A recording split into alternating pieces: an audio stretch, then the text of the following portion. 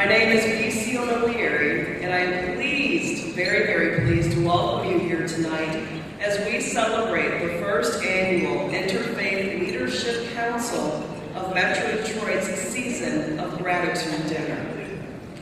You'll hear more about round of applause.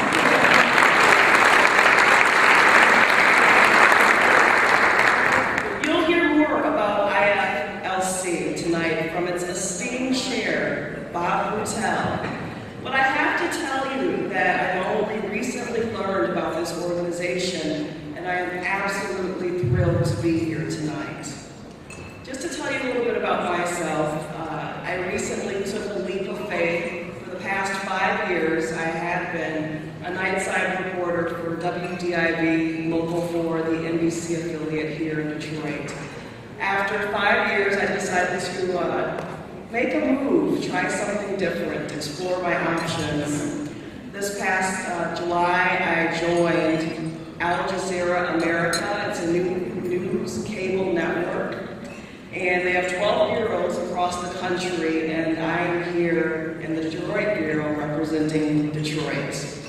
Our channel works hard to present all angles to every story, and to find the people and faces behind each piece of news. As the saying goes, everyone has a story to tell.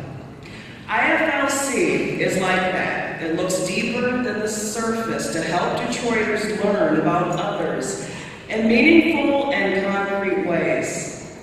IFLC wants to be sure that we, as a Detroit region, are understanding and supportive of the diversity that defines us, and that we allow these differences to help us build a stronger, more cohesive community, rather than let these differences alienate us from one another. As we move forward with this program, you'll probably notice on your table, along with the program, an envelope that contains a Contact Us and donation card. Please take a moment to tell us a bit more about yourself and your interests in interfaith work. If you would like to make a donation to the IFLC, please complete the reverse of the card.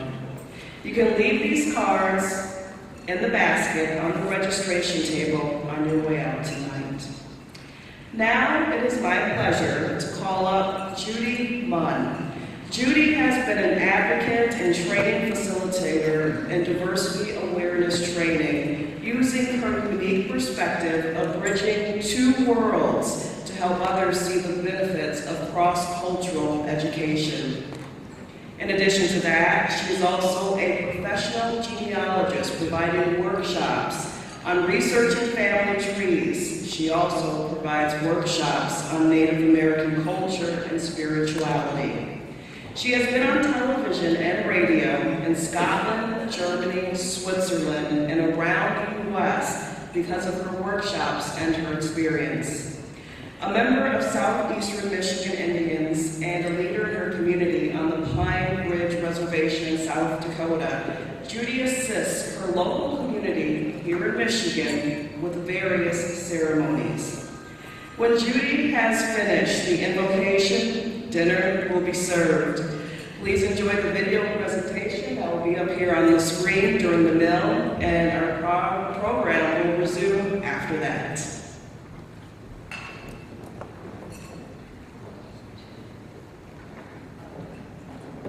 Can you hear me okay? Is that echo? I'm grateful for the opportunity to represent Southeastern Michigan Indian Organization and to offer a prayer for this special event. In order to help you with what I will say, it may be helpful for you to know a very few Lakota words that I will use. In Native culture, and in particular in my Lakota culture, we use two ways of identifying with the power of our Creator.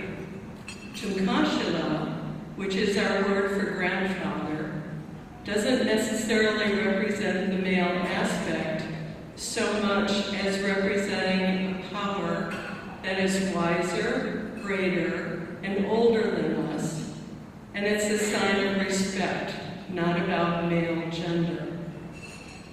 Wankankanka is a closer way of representing this power. Translated, it means the great mysterious.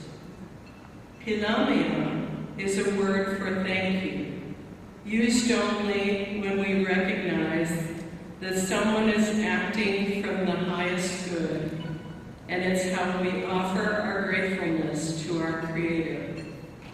And the Takui Oyasi, used usually at the end of a prayer, is a statement of relationship, that we are all connected.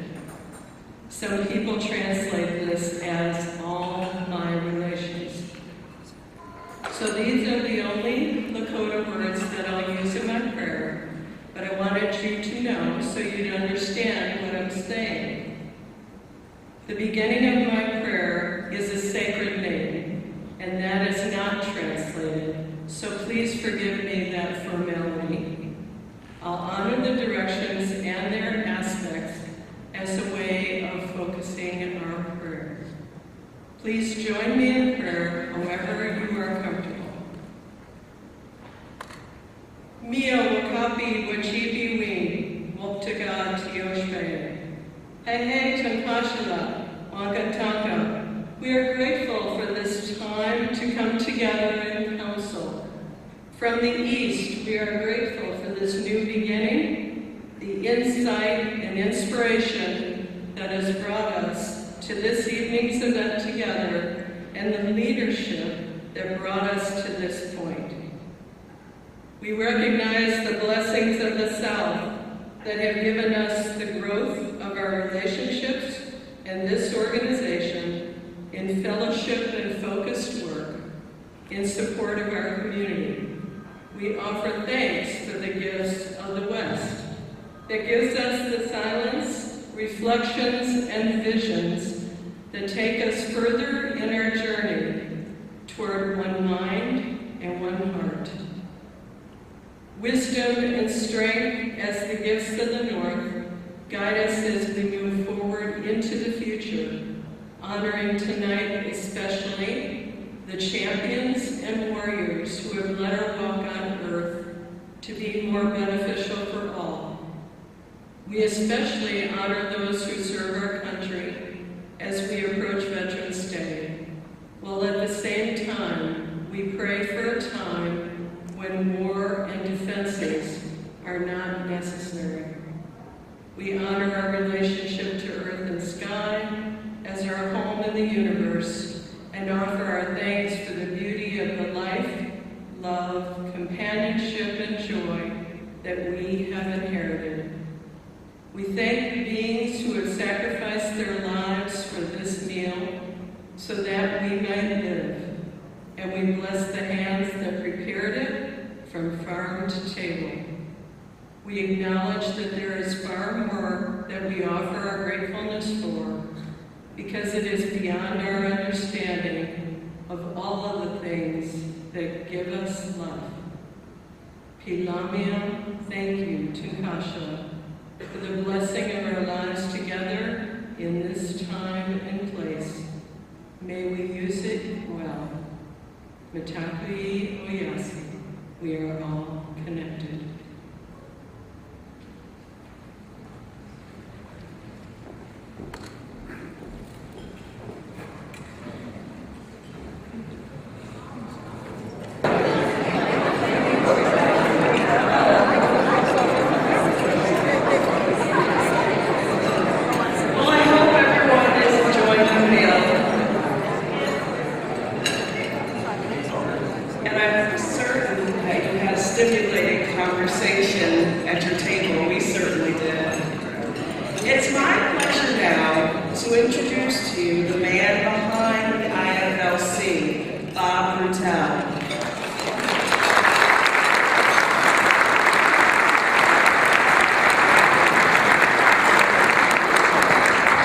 Bob is what I would call an all-around great guy. He's a committed father, a committed husband, a loving grandfather, a seasoned seasoned and respected professional in both of his fields, construction and comparative religion.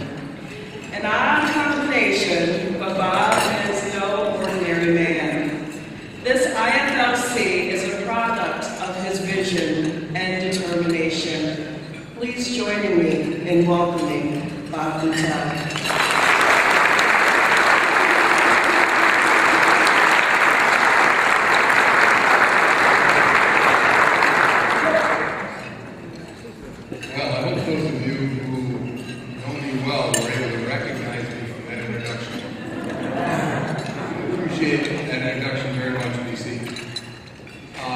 I know that a few of you are still getting your meals, and so I offer my apology that things seem to be a little bit slow, but I've asked them to move that along, and we also, in the interest of time, didn't want to slow up the program either, because I know that that is important to many of us also.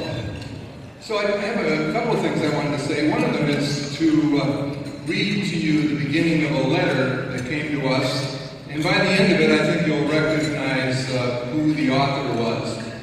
Dear friends, it gives me great pleasure to welcome you to the inaugural gratitude dinner for the InterFaith Leadership Council of Metropolitan Detroit. Thank you for attending, and thank you to those of you who sponsored and organized this event. The Council is a great organization that encourages understanding between religious groups and promotes religious education through hard work and a relentlessly positive attitude. The organization is helping to bring people of all faiths together. So you all are participating in the relentlessly positive attitude of our governor, and we really appreciate that Rick Snyder has sent us this proclamation. Thank you all, and thank you to the governor for recognizing us. This is the first annual Season of Gratitude Awards Dinner, and I think it's amazing. When we started to plan it, we were hoping that something exactly like this would happen. We were naive because others told us that getting a large group of people like this together on our first dinner was not the kind of thing that ordinarily happens. So I want to thank you all for your interest in what we're doing and the fact that you are all here. You know, we could also call this a season for gratitude because it's a day and an evening for gratitude. We want to really pay attention to that civic virtue of gratitude, which is the sort of hallmark of the month of November. Since November is the month in which Abraham Lincoln proclaimed that we should show gratitude and that there should be healing and gratitude. And he was able to do that in the midst of an internecine, bloody civil war, something the likes of which we have never experienced personally in this country. So to be able to proclaim something like that in that kind of atmosphere, I think tells you how important it is that despite any of the kinds of things that we feel might be difficult, that we are to still show that virtue of gratitude and to thank one another. And so tonight is the night where I get to thank all of you. I've been sitting up in front here, as you know, and there's just a great number of people who have been coming up to me and telling me how much they support what we're doing, and they are my friends. Many of you in this room are friends of mine, and so I want to express my gratitude for all that you are doing with us. We would not be here tonight. We would not have accomplished all the things you have seen scrolling on the screen. It's not there any longer, but you've been watching those things scrolling on the screen. There's just a tremendous amount of work that's being done by the InterFaith Leadership Council as well as the other interfaith groups that we'll give a gratitude expression to in just a few minutes. All the things you've seen on the screen would not have been accomplished without your efforts, and that is absolutely clear. So I want to just absolutely give you my undaunted appreciation for how much you all are doing. Connecting with people, working at conciliation, all sorts of communication and education. That's our mission. All of you have supported what we have begun to call an interfaith model for community building. I think that model is beginning to take form. It's a model that I have described as people of faith who bridge traditional religious boundaries in order to work together in the civic forum on issues of concern to us all. So that is why we, in the Interfaith Leadership Council, call ourselves a faith-based civic organization. Later this evening, we'll hear from our honoree, who is a person who has done this kind of work quietly and in his own way for his entire career. His career and the work he continues to do are a great illustration of what the council is all about. We are all looking forward to hearing from him a little later in the program. So the interfaith model of community building involves people of faith working in the civic forum. It also involves an insistence on civil dialogue. Loud, acrimonious exchanges that clearly do not or are not intended to communicate a willingness to understand one another and persuade one another are not acceptable in the civic forum. This kind of speech, which is intended to vilify and divide, must be neutralized and marginalized. The civic forum must be a place where differences are seen as the creative force that will offer us novel ways and ideas to solve the issues that bedevil our community. We do not have to agree, but we do have to become creative, productive, and the discussions need to lead somewhere that will make us a better, more loving community. Second way that we think that the idea of an interfaith model for community building needs to have another kind of aspect, and that is the insistence on local focus. And what I mean by that is we need to try very hard to build a community right here in the civic forum in Southeast Michigan where we deal with the issues that are local. We have enough issues right here without adding foreign politics. I know we cannot completely ignore them, but neither can we imagine that somehow trying to address, let alone solve, foreign grievances will help us solve our homegrown concerns. This model also involves understanding beyond mere tolerance.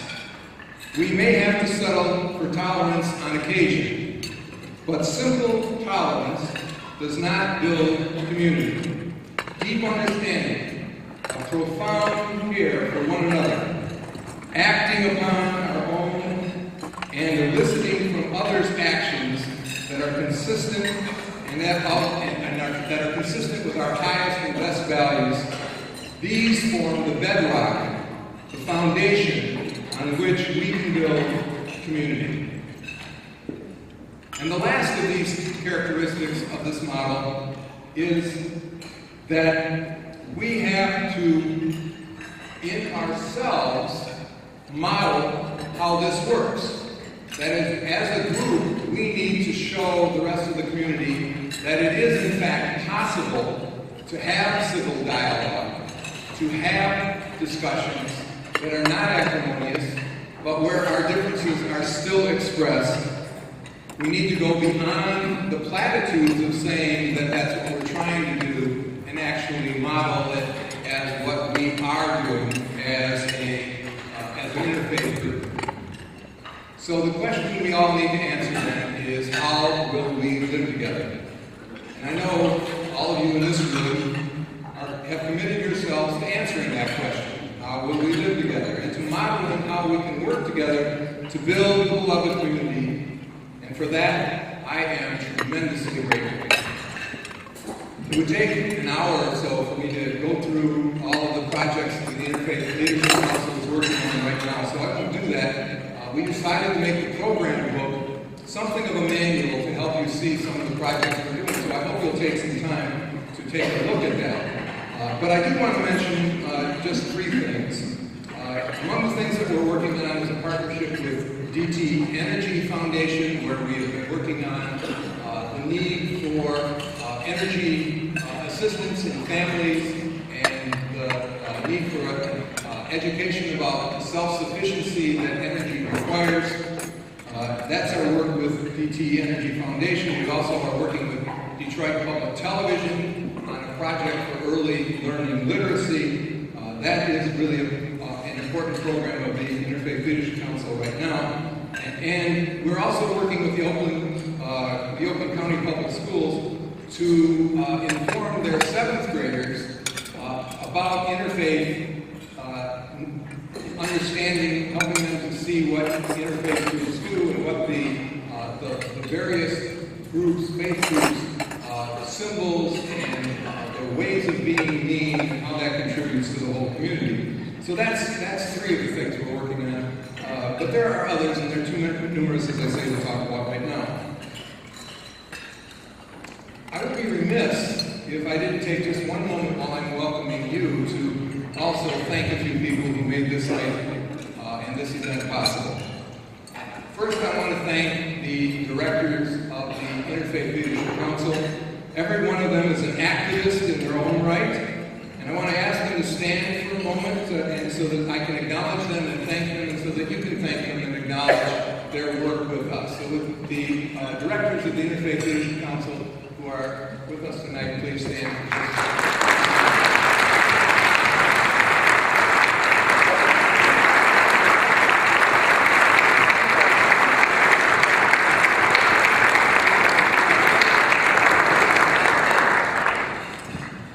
Like I said, every one of them is an activist in their own right, and it's a pleasure and an honor for me to work with a group of people that is so energetic and wants to get so much work done. I also want to thank our development and fundraising chairman, Leon Tupper, and his committee, including Dan Kirkbaum, Victor Begg, Dick Rapley, and Raman Singh, for helping us to find the resources that are going to make our work possible. I know that you've already been reminded that we need to stay in touch with you, and so there's some cards in your programs, and I invite you not just to think of that as a way of helping us with our fundraising, but also helping us to know who you are and that you are committed to this work, so that we can call on you when various things happen in the community that we need to get a group of people like you together to help us with. And lastly, I want to mention Meredith Skowronski, who has just done a tremendous job in helping us deal with all the details of this night. Without her work, we just could not have done this.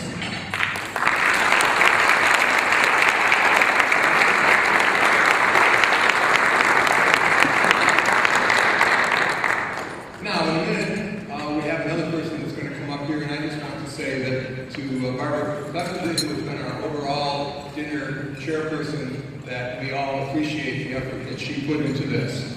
So thanks again to all of you tonight, and we will look forward to working with you in the next year, and hoping that you'll be with us at the second annual Season of Gratitude dinner next year. Inshallah, as my Muslim friends say. Thank you.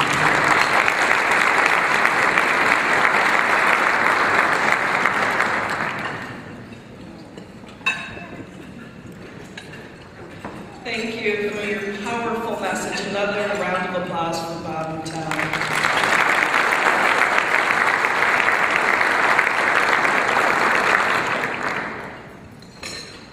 One of the reasons that we hoped you would join us here tonight was so that we could celebrate the work of the interfaith community here in metropolitan Detroit.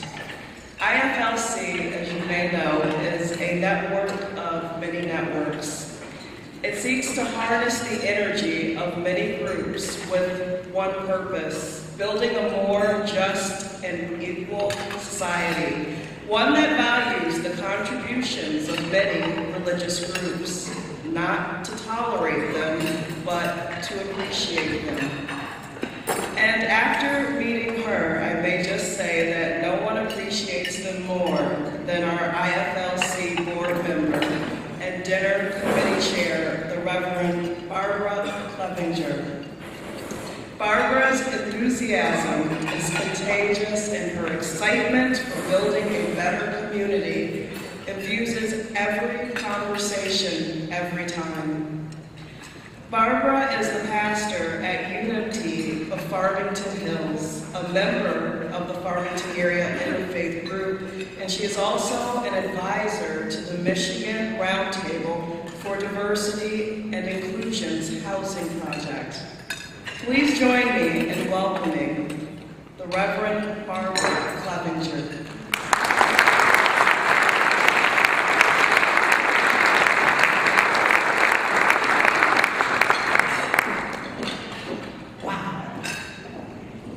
You are so beautiful. I couldn't find you. I just sat here and watched all of you visiting with each other. And at most tables, I know people, and it was actually part of our plan not to talk on the platform during dinner, so you all can visit with each other. And it has been, watching you do that has really filled my heart. So you are beautiful, and it's wonderful to see you all together. Well, what we know, what you may not know, is that there are many, many, many people doing this work.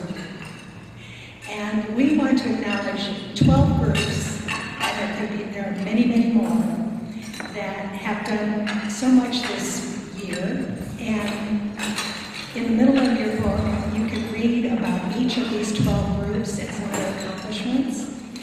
What I would like to do is to ask each of these groups to stand. We're not going to applaud each one, but we will do applause when they're all up. So starting over here, we have the Farmington Area Group, if they would please stand, and the Plymouth-Canton Group, the Dearborn Group, and the Center for Racial Justice in the Warren area. We have the Scholars Holiday. We have Dion, which is the downtown area group.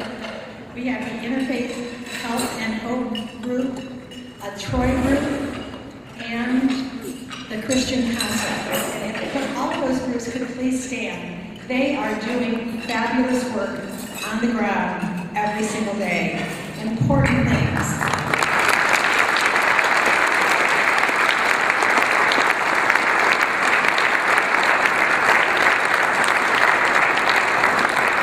Thank you. And many times their groups have become more organized or even organized around some sort of crisis. When some school says that some young child can't come from some misunderstanding, or there can't be any call to prayer in Hamtramck, or there can't be a mosque anymore. Those kinds of things are when some of these groups have come together. And you just have to say thank you to the people who maybe are not as open-minded, because it just makes us closer and brings us together. And speaking of bringing together, I want to acknowledge a table of students, in fact. We have students from 4 universities, from Dearborn, University of Michigan at Dearborn, from Wayne, and Oakland University, and from Henry Ford. If you guys would just stand quickly so we can acknowledge you.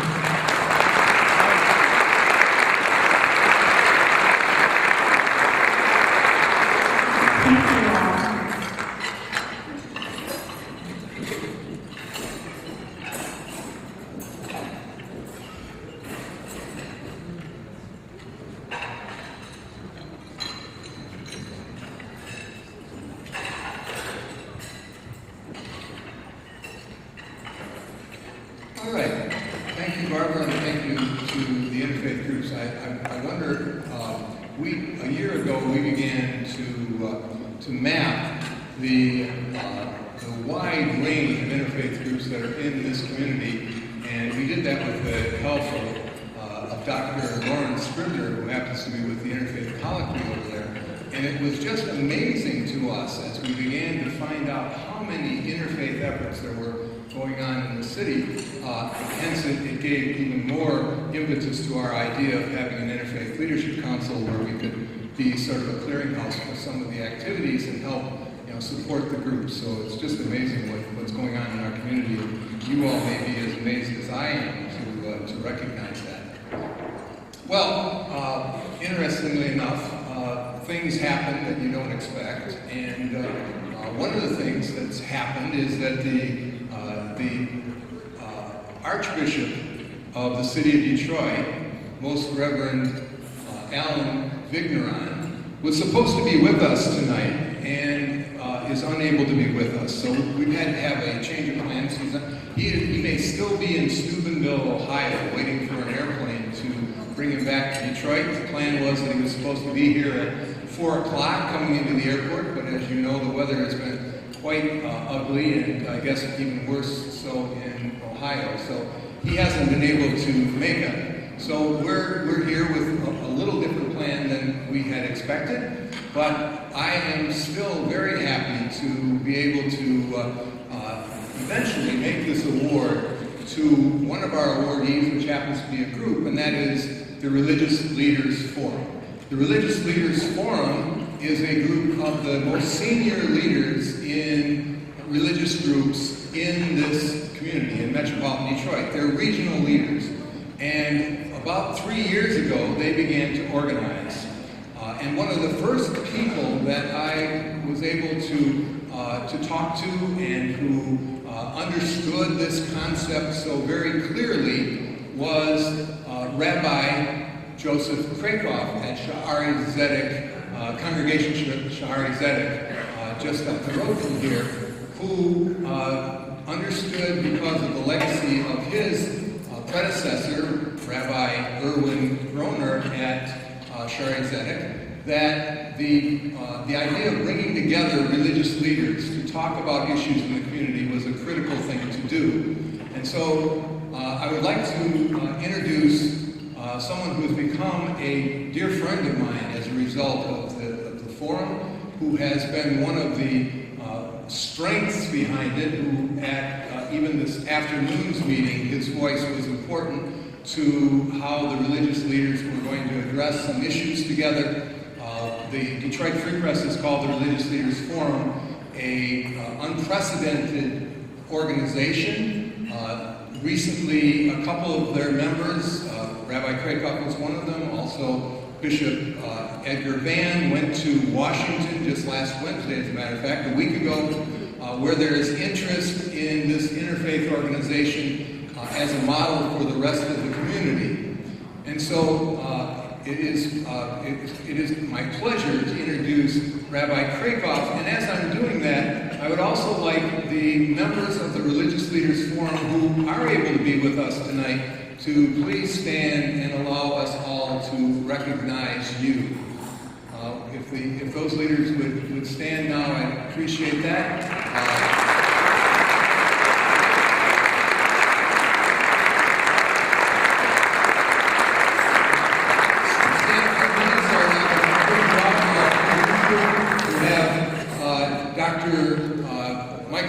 Who is the president of the Baptist Pastors of Detroit and vicinity. We have Pastor Kenneth Flowers, who is the president of the Progressive National Baptist chapter in Michigan. I got that right? Reverend Flowers.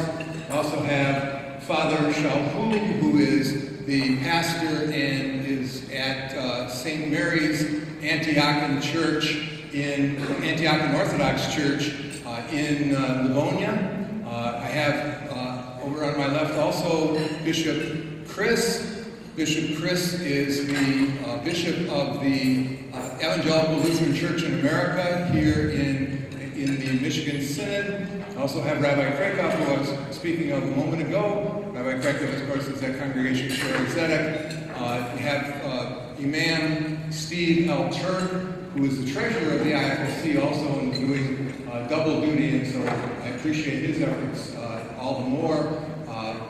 Reverend Cannon, who is the interfaith officer, Bob Hart, for the Episcopal Church in Michigan. Thank you very much for him being here. Have I missed anybody that's with us now? So thank you all, and with that I would invite Rabbi Krakoff to come up and he has become such a close friend of the Archbishop that I'm sure that he can stand in a little bit, and I've asked him to just make some remarks on the part of the Religious Leaders Forum, and then I will present the award to him for the religious leaders. Thank you. I will, I guess, have the honor of channeling the Archbishop tonight. I have this image that he's literally flying overhead as we speak, and that he's looking down on us in this moment, and he's saying, "Rabbi, you can speak for me." I hope that's what he's saying. The truth is that I have had the honor of getting to know the Archbishop, and just this last Sunday we had the opportunity at the Maple Theater to teach a class together on the book of Genesis for over 320 people, which was a wonderful experience, I think, for us, for sure for us, and also for those that were there. Just a word about the Religious Leaders Forum, and I think to this week's Torah portion in the book of Genesis, which is that wonderful story about Jacob who has a dream. And he's a dreamer of this ladder that is reaching to heaven. What's very interesting about the angels, you would expect that the angels would be coming from heaven down the ladder and then going back up. But the Torah is very specific that the angels don't come from on high down to earth. The angels actually begin on earth, and they literally climb the ladder on high. And in Hebrew, the word for angel is malach. It really means a holy messenger. And that is what I think of when I think of the Religious Leaders Forum.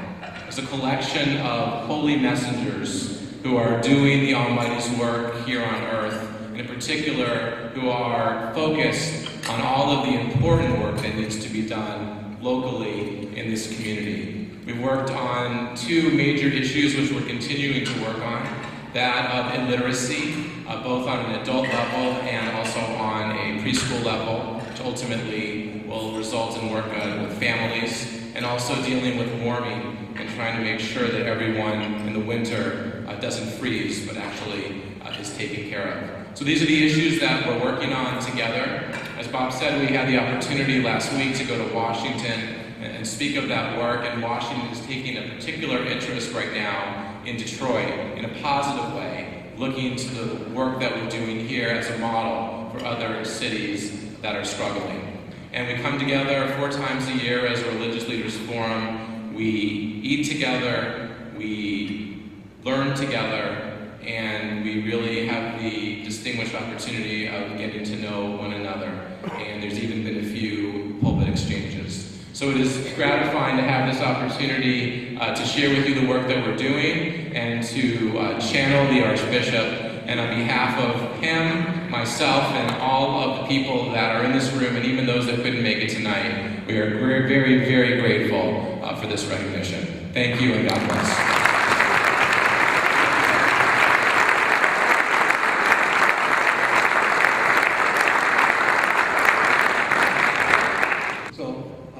I honor the Religious Leaders Forum also, and really appreciate the work they're doing. We'll try to keep all of you posted on the work that they're doing. And so now can we move on to the next part of our program?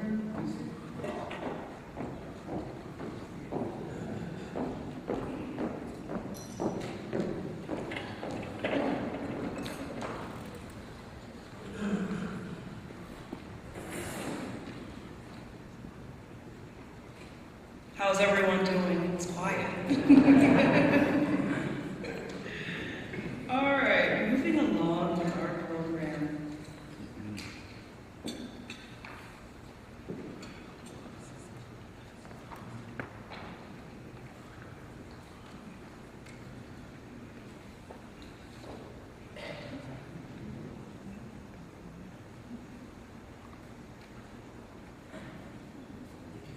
Now I would like to move on to our Civic Leader Awardee, Paul Hilligans. And to do that, I'd like to call up a woman who has had the pleasure of working with Paul for many, many years. And when asked to do this, to introduce him as the awardee, she said yes without even a moment's hesitation. Joyce Hayes Giles has worked with Paul for many years, as I mentioned, at DTE. She is Senior Vice President of Customer Service for Detroit Edison and previously served as Vice President of Corporate Resources at MCN Energy Group, the former parent company of MidCon. Joyce earned her Bachelor of Arts degree in psychology from Knoxville College. She also earned a Master of Business Administration degree from the University of Detroit and a law degree from Wayne State University Law School. A personal friend of honorary Paul Hilligans, we are thankful to have Joyce here with us tonight. Please join me in welcoming Joyce Hayes Giles.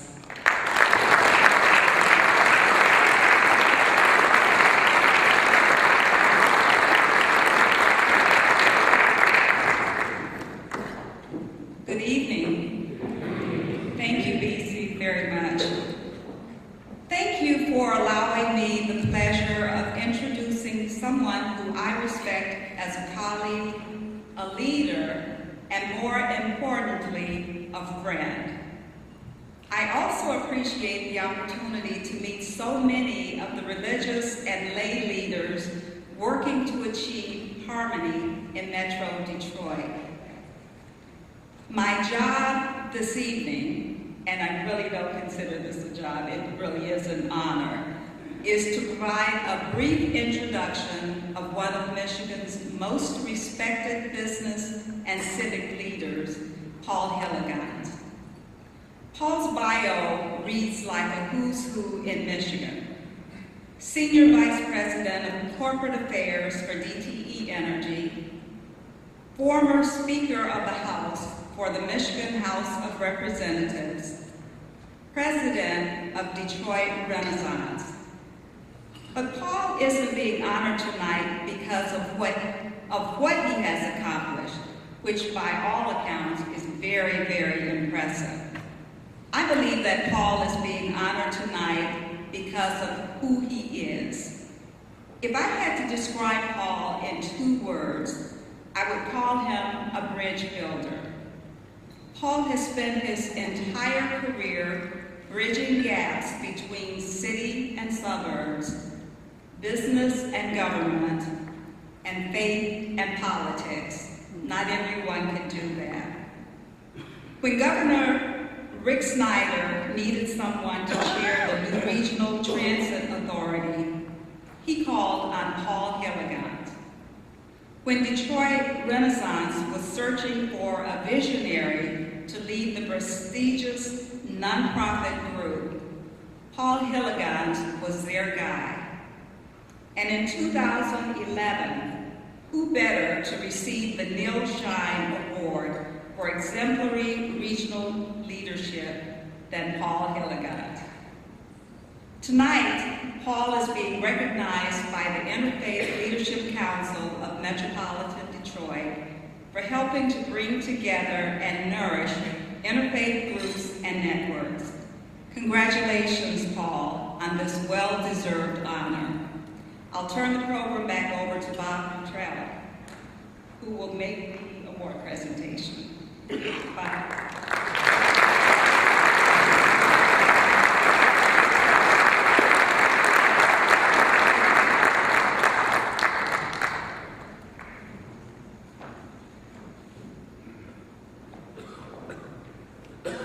Paul, it is our honor to give you our first Visionary Civic Leader Award. We do this with great pleasure. It's a lifetime of working in the civic community using his faith values to try to build community. And so this is just the greatest of pleasures to give Paul Hilligans this award.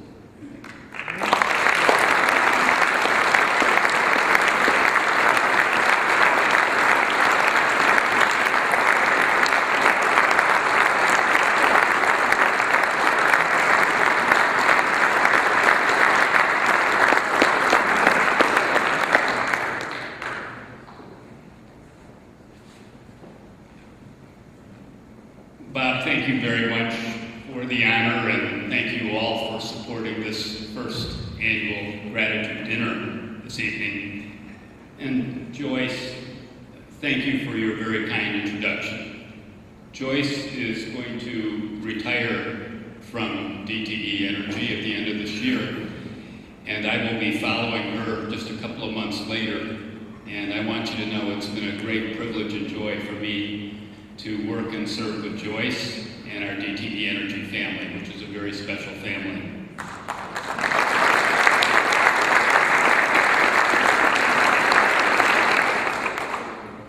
When Bob and Dan Crickbaum and Victor Begg all got on the phone and asked if I would be willing to keynote this evening, I was surprised, and believe me, it took all three of them over a lengthy conversation to convince me to do this.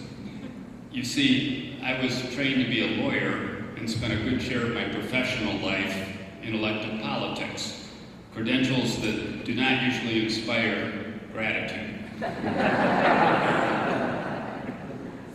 In fact, Bob's call also reminded me of a morning nearly 25 years ago when I was on the receiving end of a monthly radio call-in show in the Holland, Michigan legislative district that I represented.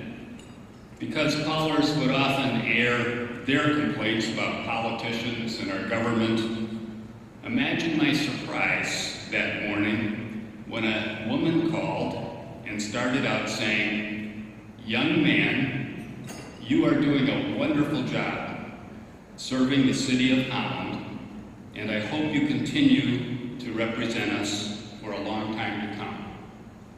I responded, "Thank you, ma'am, and thanks especially for addressing me young man, as I just turned 40 and I'm feeling a little sensitive about my age." "Oh," she responded, "I'm talking to the wrong person."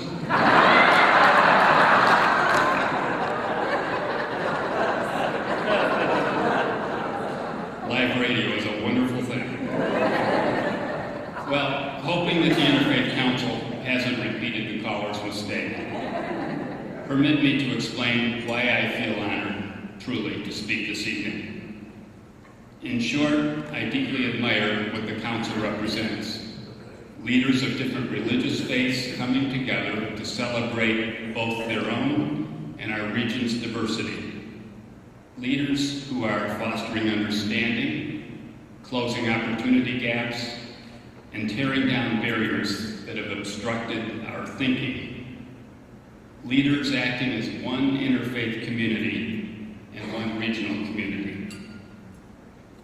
I grew up in a Christian home and believe that God is the source of all creation, the center of our being, and the force of unconditional love. For me, the pathway to becoming one with our Creator has been Christianity and the spirit and ministry of Jesus in my life. But I have also come to believe there are other pathways to the fullness of being, pathways reflected by the diversity of faiths represented on the Leadership Council. I also believe what the Council practices, that is, faith-based convictions mean little if they are not woven into the fabric of our everyday lives. What we decide and how we act usually are matters of relationships, and yes, politics. I describe politics as a process that occurs whenever two or more people are trying to transform diversity and conflict into consensus. In the family, at our places of worship, at work and play, we engage in politics. The question for us is not, should we engage in it?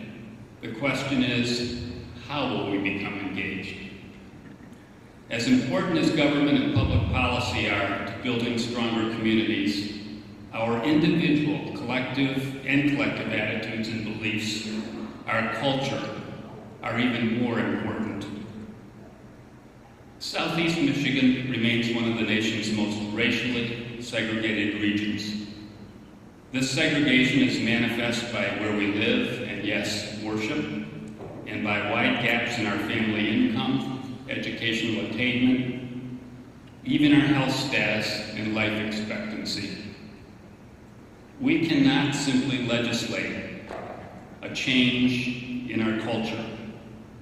Rather, as individuals and institutions, we must more openly address barriers of prejudice and discrimination and work intentionally to become more welcoming.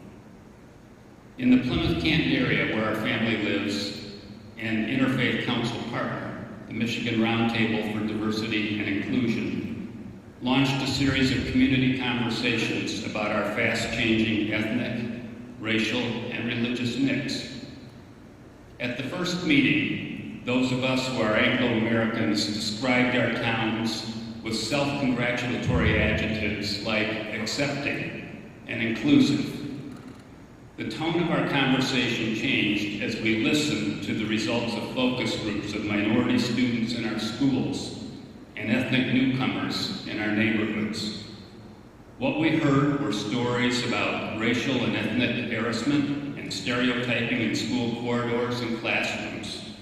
Stories about police pullovers for no other reason than the driver's skin color having triggered suspicion. Eventually, we turned to the hard questions. Could we truly be an inclusive community if governing boards, school staffs, and public safety forces did not begin to reflect our growing diversity? As we succeed in tearing down these cultural barriers, I believe that good public policy can and will more readily follow. Joyce mentioned that presently I'm chairing the board of the Regional Transit Authority of Southeast Michigan, an organization authorized late last year by the legislature. After 23 failed attempts over 4 decades, we finally have a regional body with a mandate to coordinate local public transit services and connect the 4-county area with rapid transit service. Our board reflects the support of the region's political leadership for improved public transportation, a spirit of cooperation that was necessary before regional transit legislation could be enacted and will be necessary for it to take root.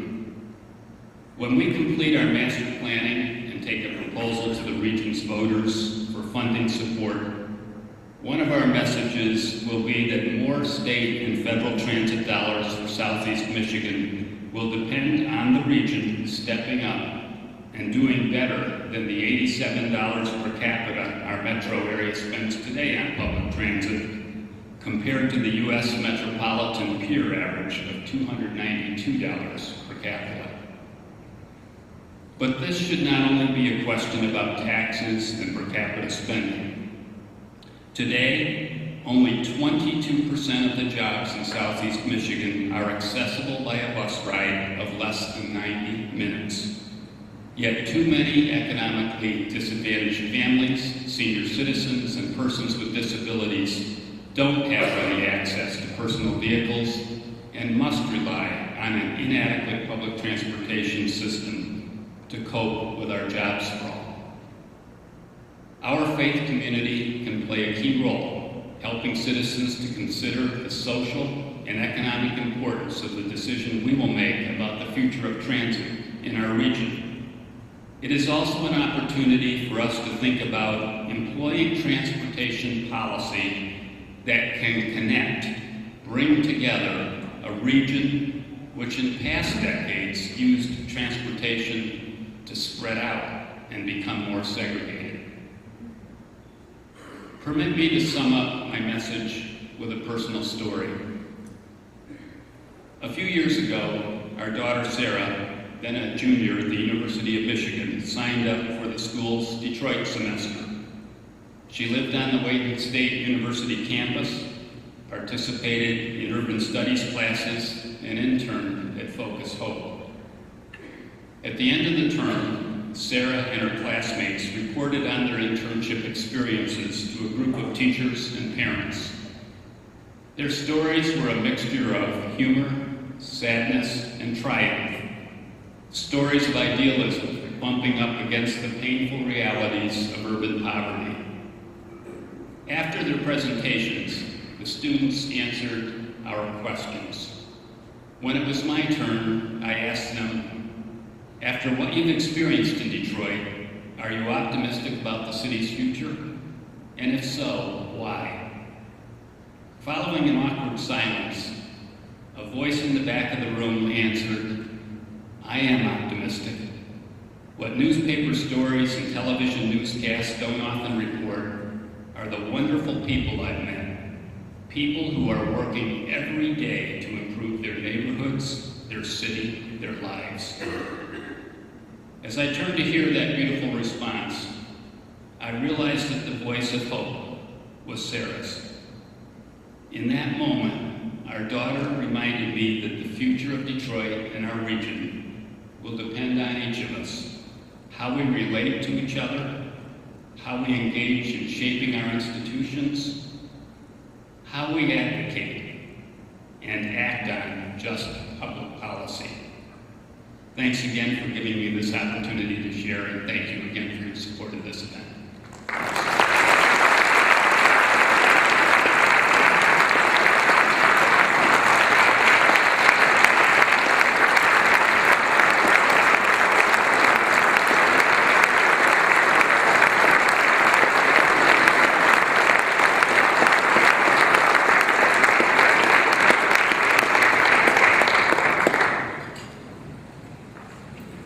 Wow, that was pretty inspiring, let me tell you.